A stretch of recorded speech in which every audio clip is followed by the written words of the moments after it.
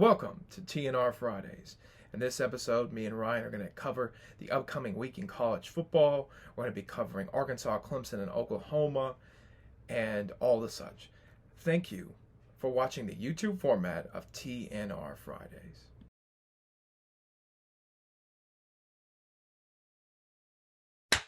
What's up, everybody, and welcome to the TNR Sports Show. Season 2, Episode 2. We're so close to football. Ryan, are we close to football? So close. I think it starts next week with like some week zero. Yeah. We will be entering our second phase of TNR. You're gonna get 2 episodes week 0. I don't give crap. Better not say a bad word this early in the episode. It might deter some people. Our moms are watching. Yeah, that's right. Both of them. Oh man, I wanted to say something so nasty just now, but I didn't. Credit to me. Credit to me there. Anyway, you will be getting the 2 episodes for week 0. I don't care. I think it'll be cool. It'll get us kind of in the swing of things, so that'll be interesting. I'm excited. We need it. My mood's bad. Everything's bad. Sports are such an integral part of my life, right? I mean, it's an integral part of many people's lives, but in my life, they're big because they bring me a lot of, joy, happiness. I like sports, mental peace. And we have no sports. Baseball is miserable. If you like baseball, good on you. I don't. I can't stand it. I hate it. Especially Major League Baseball. I feel like there's not a group of jackasses who care less about their sport than Major League Baseball. In Major League Baseball, you can see, I'm not a big fan. So with that being said, I need college football. I need it desperately bad. The NFL preseason just doesn't cut it. Week 0, when you wake up week 0 and you see that college game day set in Atlanta, Georgia, and those fans cheering, there's nothing better. There really isn't. And we're going to be there. Not there, but we're going to be doing the episodes and we're going to be doing all this kind of fun stuff. So get ready for it. Get ready for breakdowns. One thing I was thinking about the other day, I'm not going to go too much of a rant about the future of TNR, but we're going to do preview shows. They're going to come out on Friday, right? Well, guess what already happened? I got a bunch of games on Thursday. So I'm trying to figure out what I'm going to do about that. We'll see. Maybe I'll do like a brief 15-minute solo episode, just breaking the games down, especially if Clemson plays. I know they like their Thursday games in the ACC. So we'll have to do something special for that, but we'll cross that bridge when we get there. We'll do it for special occasions. Not like, every week, yeah, because I have a bunch of stuff planned on Wednesdays. Yeah. But when Clemson plays, or I guess does Oklahoma play does the Big 12 play on Thursdays? I don't think so. I just looked it up. Clemson has one Friday game, like at Syracuse at the middle of the season. And then let me check out Oklahoma. Gross. They might lose. Yeah, it's one of those. Oklahoma just plays on Saturday, so. What about I don't think no, we don't do that. Well, we do, but I don't know. Arkansas's never done it, so. Maybe this is the year. Arkansas does play on Fridays when they play Missouri. Ooh, I don't even want to talk about the end of the season. I'll get depressed. So let's not do that. Anyway, football's really close. We're going to talk about a bunch of football stuff. That's the only thing we can talk about at this point. It looms over us. It'll be here before you know it. This week is gone by like a blink. Next week. I mean, next week. Next week. So next week you'll have 2 episodes. Well, technically 1, but you'll have one come out next Friday, and then the next Monday you'll have an episode. So 2 episodes there, both on YouTube and podcast stuff. So be on the lookout for that. That's big. We're back, baby. Actually, next week for week 0. I think there might be a few games that are. No, we'll get into it anyway. Yeah, but anyway, look out for week 0. I'm going to start drinking during these podcasts. I don't know how I feel about that, but I might not do it on screen. But I'm thinking about chugging a couple beers before we do these podcasts, really loosen me up a little bit. Ryan, what do you think about that? I've already done it. Only like once or twice. That's not true. Don't listen to him. I'm a good person. Yeah, I have done it before. I drank the White Claws. I forgot about that. Oh, that was during basketball, I believe. Anyway, it doesn't matter. I was going to get through basketball. I might enjoy me a beer tonight. Lord have mercy. All right. Anyway. AP discussion. Let's do it. This is off to a wild start. AP discussion. So I can read through it. I was going to. It's pretty much the same thing. I'm gonna just break down instead of reading through the whole thing. I'm just gonna break down some notable changes and me and Ryan to quickly, briefly discuss them because there wasn't anything too dramatic. And there wasn't anything too dramatic at all, actually. But we'll just talk about what we noticed. So Oklahoma and Clemson are switched, and the coaches poll, Clemson was 2, Oklahoma was 3, and the AP poll, which is the one that most follow until the college playoff poll. Yeah. Oklahoma's 2 and Clemson's 3. Is it groundbreaking? No. Okay, who cares? Iowa State moved up to number 7. Notre Dame fell to number 9. Again, is that groundbreaking? No. I don't think Notre Dame's going to be there. These are preseason polls. Yeah. One thing I forgot to mention last week is preseason polls are almost absolutely worthless. Yeah, half these teams won't even be there at the end of the season. Right? And a bunch of random teams that aren't even close will be here. So just take that into consideration when we talk about these. I think it's important to talk about because it kind of gives you an idea who's going to be good. And I think a lot of the teams in here are going to be good, like Cincinnati. Cincinnati plays Indiana and Notre Dame. Do you think, you're kind of off topic here, do you think if they beat those two teams, they have a chance to make it in the college football playoff, they go undefeated? If they beat those two and go completely undefeated, win the American Conference, I think it's fair. I mean, they're I don't think they will. Indiana's I think they should have a 5. chance. I think they should be in the discussion. If they go undefeated, and I think if they just beat Indiana and Notre Dame, and then they blow out the American, they deserve to be there. They won't pick them. Like if Clemson or Georgia or Oklahoma are fighting for Cincinnati versus that one spot, Cincinnati ain't getting in. Well, but they should be in the discussion. There's no question about that. I think that SMU will probably also be ranked. So you have 3 ranked wins. If Clemson loses to Georgia, no, I don't think that matters. I think Clemson losing to Georgia is a wash. Or Georgia losing to Clemson's a wash. Either way, I think it's a wash. I don't know that. I feel like Clemson's just so respected with Dabo Swinney. Now, if Clemson goes 10-2, but Clemson going 11-1, winning the ACC champ, I guess 12-1 at that point, they're in. I don't think that. Yeah, I don't know. Maybe I think there'll be a national outcry though, which would be a lot of biased calls for that. Which I mean, they hate Clemson, so maybe they would put Clemson. They all hate Clemson. They hate Dabo Swinney. I am rocking my Carolina jersey tonight. That's because I am an unbiased fan. Last week I wore Clemson. This week I'm wearing Carolina. I am unbiased, but they do hate Clemson. They do hate Dabo Swinney. That is a fact. Florida fell from 11 to 13. Groundbreaking. Nothing until you get into the top 25, really. Absent from this poll, from the coaches poll to this poll, Ole Miss and Oklahoma State gone. Poof. Not here anymore, which I think is accurate. Ole Miss fans, ooh. I'm starting to really hate Ole Miss fans. They think they're really good, and they talk a lot of smack about Arkansas. Like, they talk a lot of smack about the Hogs. We beat them last year. Their quarterback threw 6 interceptions in one game against Arkansas. You throw 6 interceptions in one game, you freaking stink. I mean that with a burning passion. I'm serious right now. That guy's a scumbag. 6 interceptions in one game, you freaking stink. Matt Corral coming back, he's a loser. Ole Miss is a loser fan base. First of all, you're not even the top school in Mississippi. Well, you are the top school. But the fact that there's another one competing with you in the state of Mississippi, such a stupid state, is one thing from another. You know what I mean? Let me breathe for a second. Brian, take over for a second. I'm mad. Wow. I'm not wrong. It enrages me, the pride of Ole Miss fans. They suck. And their baseball team's weird. Their football team's weird. Your coach has sex with multiple women on sororities. It's a fact. Like Kiffin cheats on his wife continuously. We all know it. It's a fact. You can't be a stand-up place like Arkansas. You know what I mean? With stand-up people. Do we want to go to the Bobby Petrino? Whoa, buddy.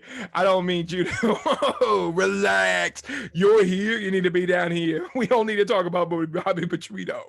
He was a good guy. He made a couple of mistakes. What do you got, though? Oh, okay. And by mistakes, I mean he destroyed the Arkansas football program for 10 years. But we all make mistakes, you know. What are you gonna do? And Anyway, okay, yeah, you sure. know, nobody's perfect. I kind of let myself in that one. I still hate Ole Miss. I still think Lane Kiffin's a scumbag, and I think they're a stupid university. You can't even drink in the Grove. They had like the best tailgate spot, but you can't even drink or cook barbecue. What's the point of a tailgate? To socialize on crackers and cheese? Get out of here. What is this, the North? Get out of here. Anyway, that's my little rant about Ole Miss. I hate Ole Miss. I hate Houston Nutt. You don't know who Houston Nutt is? Go look him up. All right. Anyway, they're Ole Miss and Oklahoma State, thank God, are replaced by Arizona State. Big Arizona State guy. I like Herman Woods. I think he's funny. And Utah, I couldn't tell you one player on Utah. A man coming here right now with a gun to my head.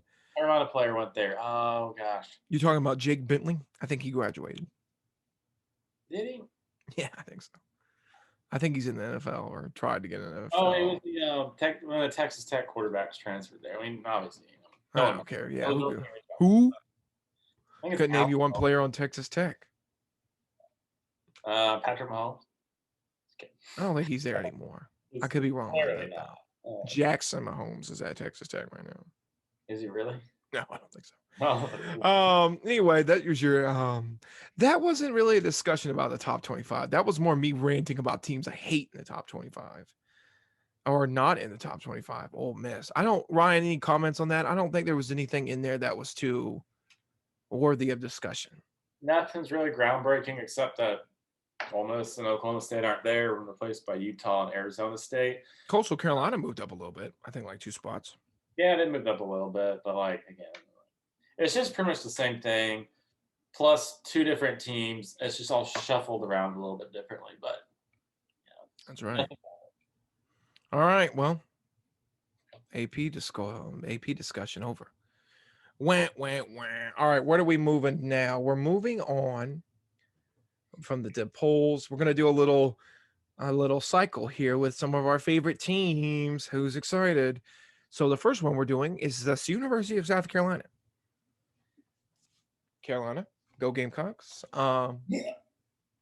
Anyway, I know Ryan's a big fan. Anyway, the quarterback Luke Doty has a foot sprain and is doubtful for the season opener. No one can see that, Ryan. They're only going to see me talking. Hello. Anyway, hey everybody. They're only going to see Luke Doty. I mean, Luke Doty has a foot sprain. That's what they're telling us. And I believe him. I don't see any reason not to believe him. But he's hurt right now. He's hurt. And we're starting. Oh, I had his name pulled up. FCS quarterback. Oh, my goodness. Transfer quarterback. Yeah. FCS transfer quarterback. Jason Brown took the majority of the first team reps this past week. And this week right here.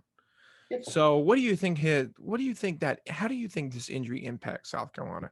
And you think they're like gaslighting us a little bit? Maybe it's a little more serious than we think. Maybe it's not as serious. Maybe he'll start week 1. We don't know yet. What do you think? I could see him not starting week 1, just to be precautionary, because he's your guy. I mean, yeah, I don't think your entire offense runs from him. You can say all you want that some FCS guy is gonna come into the SEC and try and do something good. I'm sure he's not a bad player. I don't want to bash him, but like, I will. He's a transfer from the FCS. It just doesn't. I don't know. Luke Doty is a high-profile recruit that came out of high school. He was a big recruit that Carolina really wanted, and they got him, and it's awesome. He's very talented. He's a very talented guy.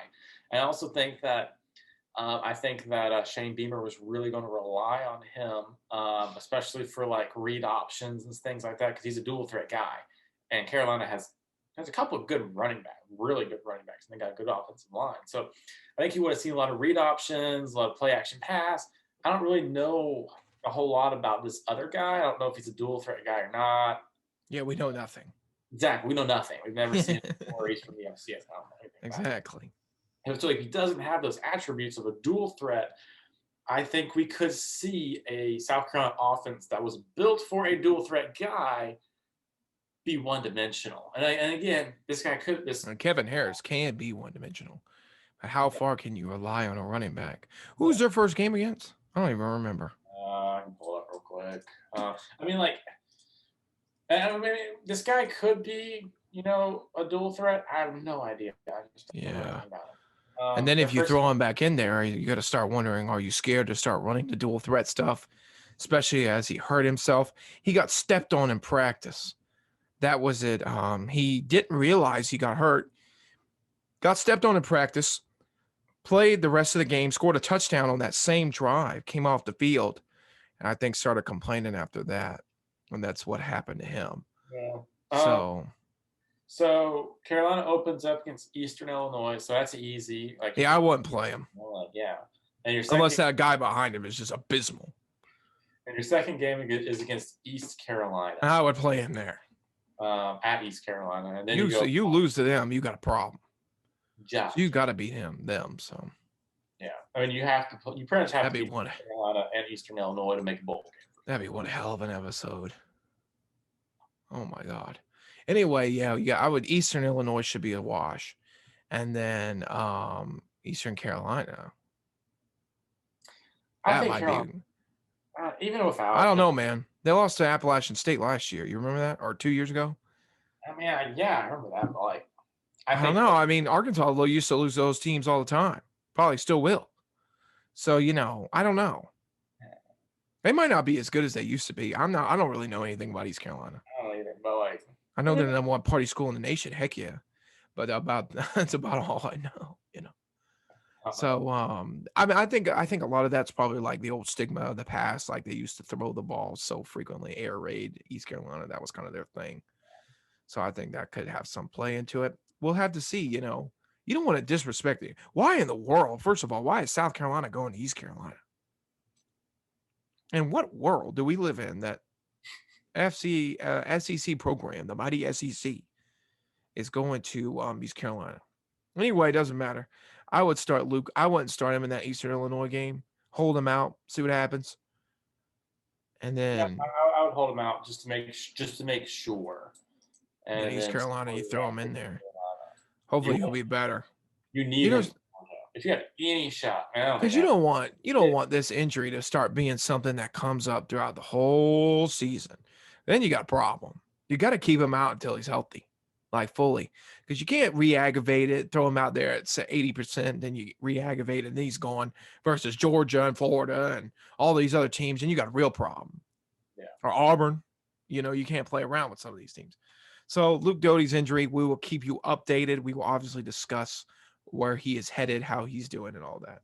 So that ends the Luke Doty. My goodness. My microphone went in and out there. I'm sorry, everyone. You went Luke Do. Did I really? Doty? I'll have to edit that out. All right, next. Am I sounding good now? Yeah. All right, sweet. I hit the thing. That's why I messed up. Oh, my God. We are talking the Arkansas Razorbacks versus anybody. Do the Arkansas Razorbacks have the hardest schedule in college football? The answer is yes. I just want to brag about how we have the hardest schedule in football. So, Ryan, do you have the Arkansas Razorbacks schedule pulled up? I do. All right. You want to go through it? Yeah. Rice Owls. Easy. Texas. That'd be a good one. Georgia Southern. Probably easy. Texas A&M at Cowboy Stadium. Hard. Georgia at Georgia. Hard. At Ole Miss. Hard. Auburn. Hard. University of Arkansas Pine Bluff Golden Lions. Easy. Mississippi State Bulldogs. Easy. Probably. At LSU. Hard. At Alabama. Good God. Do we even play at home once this season? Jesus. At LSU. At Alabama. At Ole Miss. At Georgia. What the heck? Cowboy Stadium. At A&M at Cowboy Stadium. What in the world is rig job? Oh, I hate the SEC. God, what a bunch of scumbags. We have that's impossible. We have to go on the road to play Texas A&M, Ole Miss, Georgia, Alabama, LSU. Let me I, repeat that. I think you can get to a bowl game. There's nobody in the country that has to deal with that schedule. Oklahoma's schedule isn't that hard. Clemson's schedule isn't that hard. South Carolina's schedule isn't that hard. Alabama's schedule isn't that hard. LSU's schedule ain't that hard.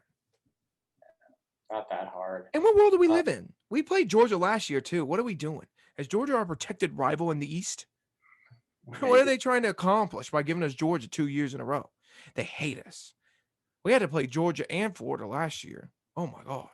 Those were our East guys last year. Now you got to Florida play blew us Florida, out. Mizzou, and Texas. In Texas, I mean, we don't know where they're going to be. Missouri. I guess those are the only 2 East guys we have to play. Yeah. I mean, I'm looking at your schedule. I don't think Auburn will be that hard. Let's be honest here. That is at home. And Auburn, they're not that good. Rice is a win. Georgia Southern's a win. Texas, 50-50. Ole Miss, probably 50-50. Auburn, Arkansas, Pine Bluff, Mississippi State, Mizzou, 6 wins.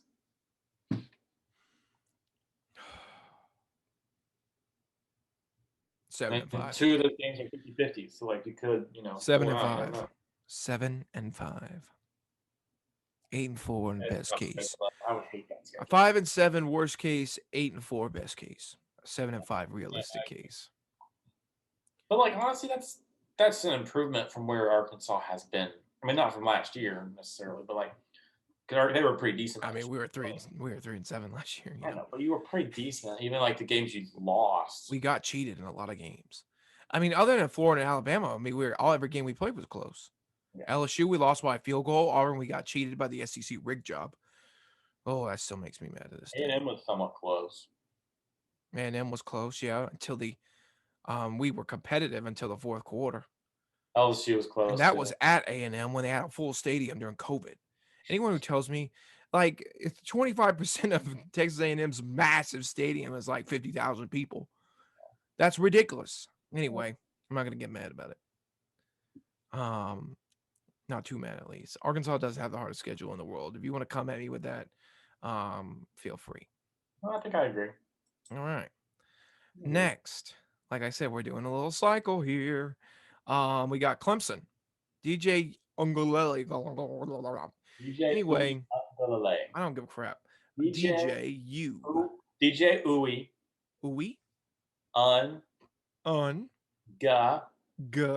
Lale. Uwe Ungale. DJ Uwe Ungale. Uwe Ungale. Lale. Uwe Ungale. Close enough. All right.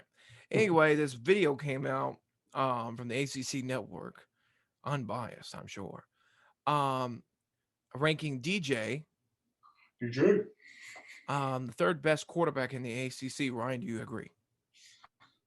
I don't think he's the best quarterback in the ACC right now. I don't think he's the third best, though. You think he's the second? I would say it's the second. I think he's the second, yeah. Sam Howell is probably the best quarterback in the ACC. Derek King's coming off freaking ACL. Even last year, Derek King, he was good, but he wasn't that good. And he has to run. You're telling me you trust a guy who just tore his ACL to be a mobile quarterback? I'm sure he can throw the ball. I'm sure he can throw the ball nice. Yeah. But he also has to run the football.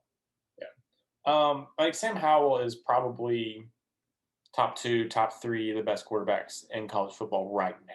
Yeah, I agree. He is. I think he'll go in the NFL draft pretty high. I think he's up. He's definitely a first rounder. Probably end up being in the top 10. He's a chance to be I think I've heard some people say he's a chance to be number 1 depending on how this season goes. Yeah. Most people think that it's going to be Spencer Rattler of Oklahoma. That's what they're saying right now. Yeah. But we'll see. But Sam Howell's the best in the ACC. I agree. I think DJ Uyunglele is the second best. And I think they just ranked him at that because he's only played 2 games, really. He is kind of unproven. He did play 2 games. He had a great game against Notre Dame. And then he did. People do forget he did lead a comeback win against Boston College. A great game against Boston College, too. Defense just sucked in that game. A lot of people forget that. ETN sucked in that game, too. Yeah. So, who? ETN? Yeah, he did. Didn't he fumble a bunch? He Fumbled a fumbled lot in that Notre Dame game. Returned for a touchdown. Yeah. Ugh. Yeah. Anyway, Well, that was a track. Anyways, I think he's the second best. And after this season, when Sam Howell goes on to the NFL draft, he will be the best, unquestioned. Probably not. Derek King will be gone too, so there will be nobody Yeah, to claim the I think throne. he'll be one of the best in the country after what we see from him this year. I think he's going to really shine. Especially, I think his toughest game is Georgia, and Georgia's missing some pieces. So, all right, tell me what pieces they're missing. All right, so yeah, transitioning over to Georgia. So Georgia. Clemson versus Georgia. Definitely not doing any prime Georgia coverage here. Couldn't give two rats about Kirby Smart cheating ass. But anyway, go ahead. Okay. So I'm gonna get by my kids. That's not really. That's Coach O impression. Never mind. Go ahead. He does have like a thick neck. Next time any of you look at Kirby Smart, if you made it this far in the video, look at his neck. Thick neck guy. All right, go ahead, Ryan. Yes. I'm just saying he's got a thick neck. He's like a meat bag looking fella. Anyway, go ahead. He's an interesting looking fella. But Georgia is missing quite a few players on both sides of the ball. On the offensive side of the ball, they're missing George Pickens, who is their best wide receiver, arguably top 5 in college football. He tore his ACL in spring camp. He will most likely play in the season, but not against Clemson. So he's out. He's going to play in the season? He most likely will play. I mean, he tore it in the spring, so second half. Isn't that like a year thing? 8 months. Oh, okay. We'll see what happens. I mean, yeah. Depends on what kind of drugs they got him on. They got him those Clemson drugs. He'll be back. The second one that they lost on the offensive side of the ball was Tariq Gilbert, who's a transfer.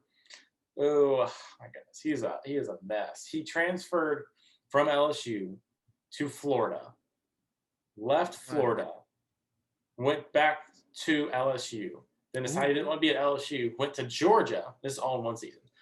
This current off season. Went to Georgia and is now apparently not with the team for some reason. They're not sure if it's an injury, if he's taking personal time. Kirby Smart won't say, but he's not practicing. They're thinking he's not going to play. He was kind of the guy that they were expecting to take over for George Pickens to produce. Really, he's like 6'5", like 250 pounds. He's a tight end who can catch, really. And then they also this past week lost Darnell Washington, who was also a tight end. They said that they saw he has like a boot on. He had a foot injury. So they're saying he's going to be out probably about 3 to 4 weeks. So he'll probably be back around that South Carolina game for Georgia. And then the other one that they are now out is Tariq Smith, who was also a transfer. But he was expected to start. He was expected to start as their defensive back. He transferred from West Virginia. He was all Big 12, but he also has a foot injury. It's apparently not as bad, but he's also expected to miss 3 to 4 weeks. And he may have to have surgery on it, is what they're saying. So it might be long. But so they're saying that you're down a wide receiver, 2 tight ends, and you're starting one of your starting defensive backs. Man. And the other defensive back. I'm starting to feel kind of different about this Clemson. If you asked me a week ago, probably 2 weeks ago, I'd be like, oh, Georgia's going to beat him. I don't know anymore. I'm feeling a little weird about it now. I think Clemson might have a shot. The one thing that still irks me and gives me a feeling that Georgia has a shot is that Darion Kendrick joined Georgia from Clemson. He transferred to Georgia, so he knows Clemson's entire playbook on offense. I don't know about it. I mean, I believe he does know it. They're gonna switch him up, and he will probably start for Georgia against Clemson if I had to guess. Yeah, no, this guy's out. Yeah, this guy's out. I think he was going to start out either way, but it's going to be interesting. Yeah, I don't know how much Darion Kendrick. I mean, I don't want to bash the guy, but he's a loser. But I don't know how much that's going to turn the tables. I think Georgia's offense still has to produce. I think JT Daniels, that's his name, right, is a good quarterback. They're missing pieces. And Clemson's going to have a good defensive line. So Georgia's got to be able to block. They got to be able to protect JT Daniels. He's going to make the throws against Clemson, who's going to have a pretty good defense. A lot of returning people. I think Clemson is talked about a lot offensively this year because of Justin Ross's return and DJ and, and kind of the new branding of the new era of Clemson offense. I feel like what's going underrated right now is the fact that Clemson's defense is good, like really good, like returned most starters, if I'm not incorrect about that. No, most of them, I think there's like two, maybe three who didn't return. Like Mike Jones Jr. transferred to LSU, and then Darion Kinder got kicked off and transferred to Georgia. But like when Clemson's defense excels is when Brent Venables has an incredible defensive line. And the defensive line, they have it, exactly. The defensive line that they have right now is kind of reminiscent of their past defensive line. I don't think it's as good. I think they're young. Yeah, they're definitely younger. They're younger. So, I mean, they have the potential to become that. But Brian Brzee is one of the best players defensively. Miles Murphy. Then Xavier, what's-his-face, is back too, isn't he? They have so much depth on that defensive line. They look like their backups could start for Georgia. Like, really. Could start for Arkansas. Or for, just about anyone in the country except maybe Bama and like Ohio State. Maybe in Ohio State. Maybe. I don't know. Ohio State's loaded. But I think it's going to be interesting. It's always weird when players are missing because you're not really planning for them. Like if George Pickens was like not having a torn ACL, Clemson would be game planning how to stop him because he's a star player. Now he's not there. It's like, well, who's the backup? How do we really plan for him? So it'll be. I still think it's going to be a close game. Sure. All right. Clemson and Georgia discussion over. Ryan, Oklahoma. I don't know anything about this. Nothing. Yeah. So obviously there's a lot of hype with Oklahoma coming into the season. They're in the AP poll, they're number 2, and in the coaches poll, they're number 3. And like one of the big things the past Oklahoma teams have failed to have is a good defense. Oklahoma always has good offense. We know that. They have good running backs, a good offensive line, receivers, quarterback, whatever. They have it all. Defense has always it's just not been there. A lot of Oklahoma fans, myself included, believe that Oklahoma finally has a defense that could possibly win a championship. If everything goes right, it's kind of a veteran defense, a lot of seniors, and they've been around Alex Grinch's defense for 3 years now, so they know what he wants. After last year, the defense really came through. There were several games where they were the reason we won the game. It wasn't our offense. Our offense was sputtering at times, and it was because of the defense. We won those games. And Oklahoma likes to call their defense the speed defense because they use very fast defensive linemen to pressure the quarterback, and then they like to use that pressure to get interceptions. That's like Alex Grinch's whole thing is to get pressure on the quarterback and get turnovers. That's his whole thing. Nick Benito, who's going to be playing linebacker, a little bit of defensive line, is expected to be a first-round draft pick in this upcoming NFL draft. So he's going to be a big part of it. I think he had 8.5 sacks last season. On the defensive line, we also have 2 seniors in Isaiah Thomas and Perion Winfrey, both of which are predicted in the first to second round draft pick range at this time. And I think Isaiah Thomas had 6 sacks. I think Perion Winfrey had 5. And then in the secondary, we have Woody Washington, and then transfer from Tennessee, Key Lawrence, who I think is an upgrade in the safety position. So I think we're going to see a very fast, very lean Oklahoma defense that will get a lot of turnovers. And hopefully there'll be this beautiful combination that finally happens of defense and offense in Oklahoma. Maybe we'll get a championship. I mean, I'm hopeful. I mean, I have my doubts. I don't know. This year seems like it could be a magical year, which means it probably won't happen because, I don't know, it usually seems when it's too magical, it's too magical. I'm hopeful. Obviously, last time Oklahoma won that championship was 2000, which I wasn't watching football at that time. I was a little child. But it would be really cool. It does feel like Needs to happen before they go to the SEC. Because things are getting a lot harder once they go there. So it is going to happen get quick. But it does feel like everything is kind of coming together for this one season. See what happens. Yeah. I was listening to a podcast yesterday. They were talking about Alex Grinch. The guy made a good point. He mentioned that, Alex Grinch is good. The only reason Mike Leach had a lot of success in Washington State was the fact that Alex Grinch was able to do what he was able to do up there. I mean, they had prolific offenses up there in Wazoo, but I still think Alex Grinch played a big role in helping them, be better than Washington State had ever been, ever in the history of ever. So, Alex Grinch took a defense in Washington State that was like ranking in the 90th to 100th in terms of total defense, and it took a bunch of 2- and 3-star recruit players at Washington State and made it the 23rd best defense in the country. And then, of course, coming to Oklahoma, the year before he came to Oklahoma, our defense was 101st in the country, and we made the playoffs with that defense.